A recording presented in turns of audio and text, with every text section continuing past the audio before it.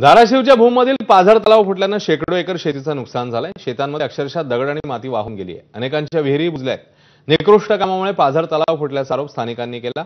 स्वतंत्र समितीकडे या तलाव फुटीची चौकशी करावी अशी मागणी देखील करण्यात आली आहे। आढावा घेतलाय आमच्या प्रतिनिधींनी, पाहूया। धाराशिवच्या भूमी येथे पाझर तलाव फुटल्यानं शेकडो एकर शेतजमीन बाधित झालेली आहे। आपण पाहू शकतात माझ्या पाठीमागं ही नदीकाठची जमीन आहे, सुपीक जमीन होती। मात्र पाझर तलावातून जे दगडगोटे आले त्यामुळे अक्षरशः यामध्ये दगडगोट्यांचा खच झालाय आणि उभं पीक देखील या सोयाबीनचं यामध्ये वाहून गेलेलं आहे। सोयाबीनचं पीक तर हातचं गेलेलं आहे, पुढे शेती कशी करायची हा देखील यामुळे शेतकऱ्यांसमोर प्रश्न आहे। इथले काही शेतकरी आपल्या सोबत आहेत। तलावाच्या पाण्यानं या परिसरामध्ये किती नुकसान झाले, किती गावात किती शेतकऱ्यांचं? अंदाजे या तलाव फुटल्यानं 100 ते 150 हेक्टर वरील सर्व शेतीचं नुकसान झालंय। याच्यामध्ये काढायला आले, आपण बघू शकता काढायला आलेली सोयाबीन सगळी वाहून गेली आणि काढणं योग्य राहिलेलं नाही। त्याच्यासोबत जमिनीतली माती सुद्धा वाहून गेली।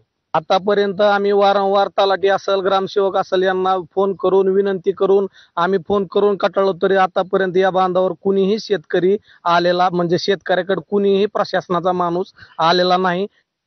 एकंदरच हातातोंडाशी आलेलं हे सोयाबीनचं पीक गेल्यानं शेतकऱ्याचं आर्थिक गणित कोलमडलंय आणि सगळ्यात महत्वाचं की ज्या दगडांचा खच या शेतामध्ये साचलाय, सुपीक जमीन होती तिथल्या जमिनीमध्ये आता दगड आहेत।